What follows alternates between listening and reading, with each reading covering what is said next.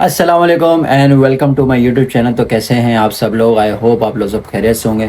तो यार आज की इस वीडियो में मैं आपको बताने वाला हूँ complete process, complete cost Australia में क्या लगती है आने की, अगर आप अपनी होम कंट्री में पाकिस्तान में, इंडिया में। इंडिया वालों के लिए भी हेल्पफुल होने वाली है।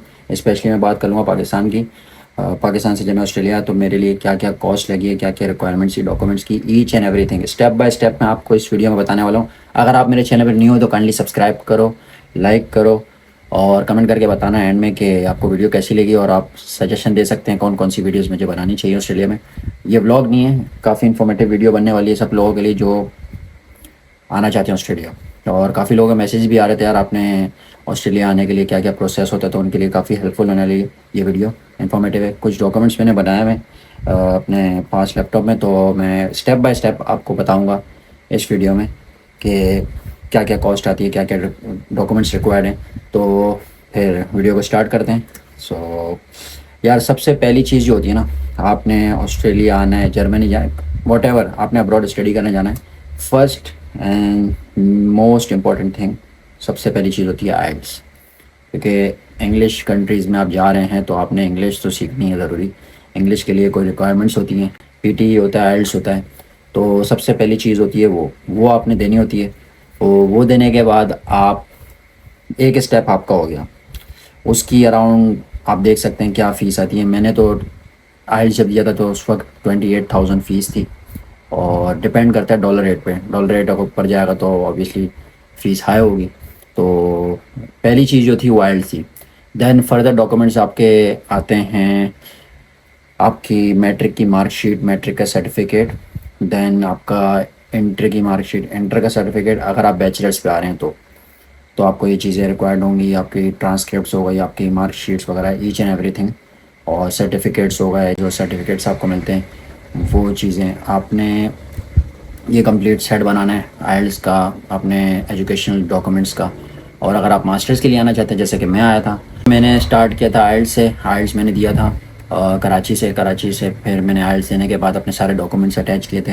डॉक्यूमेंट्स में मेरे जो मैट्रिक का सर्टिफिकेट और मैट्रिक की ट्रांसक्रिप्ट, एंड देन इंटर का सर्टिफिकेट, इंटर की ट्रांसक्रिप्ट, और उसके अलावा मेरा बैचलर्स भी हुआ था। बैचलर्स मैंने कंप्यूटर साइंस में किया था, तो उसकी कंप्लीट ट्रांसक्रिप्ट जो थी, एक ही बनती है उसकी डिग्री।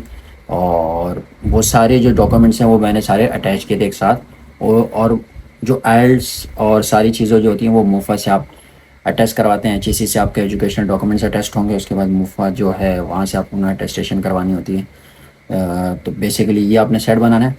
और ये जब आपका सेट कंप्लीट हो जाएगा फिर आप जाएंगे अपने कंसल्टेंट के पास। एजुकेशन कंसल्टेंट काफ़ी हैं, और मेन चीज़ जो होती है, आपने एजुकेशन जो कंसल्टेंट है वो काफ़ी वाइजली चूज़ करना है। क्योंकि आजकल आपको पता है काफ़ी स्कैम्स हो रहे हैं, लोगों से फ़ीस वगैरह ले ली जाती है और प्रोसेस वगैरह होता नहीं है, बेचारे बच्चे फिर फंस जाते हैं। तो ये चीज़ आपने बहुत ध्यान में रखनी है कि आपने जो कंसल्टेंट होगा वो वाइजली चूज़ करना है।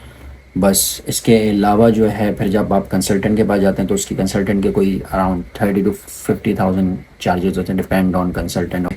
अगर आप मुझे कमेंट करेंगे, आप मैं लिंक्स वगैरह दे दूंगा आपको, मुझे इंस्टा पे या कहीं भी मैसेज कर सकते हैं, तो मैं आपको कंसल्टेंट वगैरह का नंबर दे दूंगा, रेफरेंस दे दूंगा। तो आपको अच्छा डिस्काउंट भी मिल जाएगा और आपको अच्छी फेवर मिल जाएगी अगर आप मेरा नाम लेंगे तो। देन उसके अलावा जब आप कंसल्टेंट के पास जाएंगे तो आप अपना वो आपको ज़्यादा यूनिवर्सिटी बताएंगे, या आप चूज़ कर लेंगे यूनिवर्सिटी आपकी कौन सी यूनिवर्सिटी होनी चाहिए, कहाँ आपने अप्लाई करना है, उसकी यूनिवर्सिटी की फ़ीस जो होती है। और सबसे मेन चीज़ जो होती है ना, सारे आप खर्चे वर्चे जो हैं वो हटा लें, यूनिवर्सिटी की फ़ीस जो होती है वो ही सबसे मेन, जो आपका बड़ा खर्चा है वही होता है। क्योंकि मैंने जो यूनी सेलेक्ट की थी उसकी फ़ीस अराउंड 15-16,000 थी पर semester, and then after scholarship मुझे 13,000 ऑस्ट्रेलियन डॉलर की बात कर रहा हूँ, ऑस्ट्रेलियन डॉलर्स मुझे 13,000 में फिर स्कॉलरशिप के बाद मेरी पर सेमेस्टर की वो फ़ीस बनी थी जो मुझे पहले पे करनी थी पाकिस्तान से। देन उसके बाद आता है ओवरसीज़ हेल्थ कवर। ये आपने जो होता है बहुत ज़रूरी है, OSHC जिसको बोलते हैं हम। तो इसकी अराउंड $1,500 मैंने पे किए थे। और देन उसके बाद आप कन्वर्ट कर सकते हैं पाकिस्तानी में जितने भी होते हैं। तो क्योंकि डिपेंड करता है, डॉलर रेट ऊपर नीचे जाता रहता है तो सारी कॉस्ट ऊपर नीचे जाएगी, इसलिए मैं आपको ऑस्ट्रेलियन डॉलर्स में बता रहा हूँ। तो जब मैं आया था तो मैंने 1450 AUD ऑस्ट्रेलियन डॉलर्स में मैंने हेल्थ कवर पे किया था, जो कि यूनी की फ़ीस के साथ मैंने पे किया था। 13,000 ये हो गए यूनिवर्सिटी की फर्स्ट सेमेस्टर की फ़ीस हो गई। Then 1450 Australian dollars health cover हो गया। उसके बाद आता है आपका मेडिकल। मेडिकल के मैंने PKR में बताऊं तो मैंने तकरीबन अराउंड 28,000 पाकिस्तानी पे किए थे। मेडिकल में आपका जैसे चेस्ट इन्फेक्शन वगैरह, चेस्ट का एक्सरे वगैरह होता है, यूरिन टेस्ट होता है और भी सारे रिस्ट टेस्ट वगैरह ये चीज़ होती हैं। तो मेडिकल के बाद फिर आता है स्टेप बायोमेट्रिक। आपकी बायोमेट्रिक होती है। बायोमेट्रिक जब मैंने करवाई थी तो बायोमेट्रिक अराउंड 8,100 रुपीज़ की हुई थी। कराची से ही मैंने करवाई थी, तो ये भी आप ध्यान रख सकते हैं। और ये सारी चीज़ें आपकी हो गई। देन आप फिर वीज़ा की जो फ़ीस होती है जब आप अप्लाई करेंगे ये सारी चीज़ें डॉक्यूमेंट्स के साथ, तो सारी चीज़ें मतलब आइल्स हो गया, अपने एजुकेशनल डॉक्यूमेंट्स हो गए, इसके साथ फिर कंसल्टेंट की फ़ीस तो आप वैसे ही पे करेंगे। तो यूनी की फ़ीस जो है वो आपको, फिर हेल्थ कवर जो है उसके बाद जब COE मिलेगी तो वो आप अटैच करेंगे, मेडिकल अटैच करेंगे, बायोमेट्रिक जो है वो अटैच करेंगे, एंड देन फिर वीज़ा फ़ीस है, वीज़ा के लिए अप्लाई करेंगे। लेकिन इसमें एक और चीज़ जो मेन है वो है बैंक स्टेटमेंट, जो आपको मैंने बताया नहीं। असल ख़र्चा ये भी है। बैंक स्टेटमेंट जो है वो आपकी यूनिवर्सिटी की जो फ़ीस होती है फर्स्ट सेमेस्टर की, उसके अकॉर्डिंग डिपेंड करता है। आपने अराउंड समझ लें अगर यूनिवर्सिटी की फ़ीस $13,000 है तो आप डबल लेके चलें। लाइक 13,000 है तो आप इसको अगर प्लस करें तो 26,000 बनती है। तो 26,000 एटलीस्ट आपके बैंक अकाउंट में होने चाहिए जो आपका स्टेटमेंट शो करेंगे। तो मैंने अराउंड 8 मिलियन जो थे वो शो कराए थे, और कुछ प्रॉपर्टी के डॉक्यूमेंट्स हैं भी शो कराए थे जो आपके होने चाहिए। प्रॉपर्टी के डॉक्यूमेंट भी हैं, प्रॉपर्टी वगैरह भी हैं, तो आप वो भी शो करा सकते हैं। लेकिन मेन चीज़ होती है बैंक स्टेटमेंट होती है। तो फिर बात कर लेते हैं वीज़ा फ़ीस की। Visa fees around 660 Australian dollars थी जब मैंने पे कराई थी वीज़ा फ़ाइल करते वक्त। तो ये सारी चीज़ें डॉक्यूमेंट्स जो होती हैं वो होती हैं। इसके अलावा जब इंशाल्लाह जब आप वीज़ा फ़ाइल करेंगे तो आपका वीज़ा आ जाएगा। देन फिर आपकी फ़ीस आती है टिकट की जब आप फ्लाई करेंगे। तो वो डिपेंड करता है, बहुत वेरी करता है आप कौन से मंथ में आ रहे हैं, कौन से सीज़न है, क्योंकि सीज़न वाइज टिकट बहुत फ्लक्चुएट करती रहती है। तो जब मैं आया था तो मैं मार्च में आया था, तो मेरी जो टिकट फ़ीस थी वो थी अराउंड 3 लाख पाकिस्तानी रुपीज़। तो ये सारी चीज़ें हैं। अगर मैं आप इनको टोटल आप कर सकते हैं, मैं आपको ऐसी बता देता हूँ। आइल जब मैंने दिया था उसकी फ़ीस मैंने पे की थी 28,000। डॉक्यूमेंट्स जो हैं उसके आप लगा लें कोई 10 to 15,000। बैंक स्टेटमेंट जो है आप लगा लें 8 मिलियन to 10 मिलियन तक। एंड देन कंसल्टेंट फ़ीस जो होती है वो अराउंड 30 to 50,000 डिपेंड करता है कंसल्टेंट पे।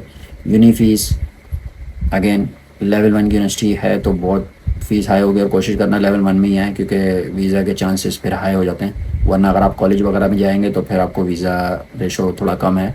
और अभी जो वीज़ा के हालात हैं उस पर मैं वीडियो अलग बनाऊँगा। थोड़ा सख्ती है लेकिन इम्पॉसिबल नहीं है, वो आ सकते हैं। $13,000 जो हैं वो फर्स्ट सेमेस्टर की मेरी फ़ीस थी after scholarship. And then overseas health cover जो है वो 14-15 ऑस्ट्रेलियन डॉलर्स था। देन मेडिकल है 28,000 PKR। Biometric 8,100 PKR। Visa fees जो है ऑस्ट्रेलियन डॉलर्स की अब शायद बढ़ चुकी है, लेकिन जो मैंने पे की थी वो थी Australian dollars $660। And then ticket fees 3 lakh PKR। तो आप इनको टोटल कर लेंगे तो आपको सारा इन्फॉर्मेशन आ जाएगी कि आपको अराउंड कितने पैसे चाहिए होते हैं ऑस्ट्रेलिया में आने के लिए। फिर उसके बाद ऑस्ट्रेलिया जब आप आ जाते हैं फिर ज़ाहिर है फिर आपने ऑस्ट्रेलिया आने से पहले शॉपिंग वगैरह भी करनी थी। उसके एक्सपेंस मैं नहीं बता रहा अभी। मेन जो जो खर्चे हैं वो मैं आपको बता रहा हूँ। वो तो डिपेंड आप पे करता है कि आप शॉपिंग क्या करते हैं क्या नहीं करते हैं। फिर आप जब यहाँ पे आएंगे आपका TFN ABN जो अप्लाई करना होता है उस और भी वीडियो उसमें मैं बनाऊँगा, तो आपको मैं उसमें इंशाल्लाह सारी चीज़ें बताऊँगा। जब आप ऑस्ट्रेलिया आ जाएँ तो फिर आपको क्या क्या करना पड़ता है। फ़िलहाल आज के लिए इतना ही रखते हैं, और आई होप आपको इन्फॉर्मेशन काफ़ी मिली होगी इससे। तो अगर मेरी वीडियो पसंद आई है तो लाइक करें, सब्सक्राइब करें, शेयर करें। मैं वैसे बेसिकली व्लॉगिंग करता हूँ, लेकिन मैंने बोला चलो यार काफ़ी लोग पूछ रहे थे ऑस्ट्रेलिया कैसे आना चाहिए तो उस पर एक वीडियो बना देते हैं। तो मुझे अच्छा लगेगा कि यार मेरी वजह से किसी की हेल्प हो जाएगी। और जब आपको कोई चीज़ पता होती है तो आप इल्म बांटते हैं तो वो बहुत अच्छी चीज़ होती है, क्योंकि नेकी आगे आपके पास एक इन्फॉर्मेशन है और आप उस इन्फॉर्मेशन को आगे फैला रहे हैं। तो मेरे ख्याल से ये अच्छी चीज़ है जो कि हम सबको करनी चाहिए। तो अगर आपको मेरे से आपको कोई भी थोड़ी सी भी इन्फॉर्मेशन मिली है तो आप आगे भी बताएंगे, तो उसमें मुझे भी सवाब मिलेगा। एंड देन आप उसको शेयर भी कर सकते हैं किसी को जो ऑस्ट्रेलिया आना चाहता है, ऑस्ट्रेलिया आने की प्लानिंग कर रहा है, तो उसको ये वीडियो काफ़ी हेल्पफुल होने वाली है। तो बस वीडियो को करते हैं एंड। तो फिर अपना ख्याल रखिएगा, फिर इंशाल्लाह मिलते हैं नेक्स्ट वीडियो में। जब तक कि अल्लाह हाफ़िज़, best of luck, take care, bye.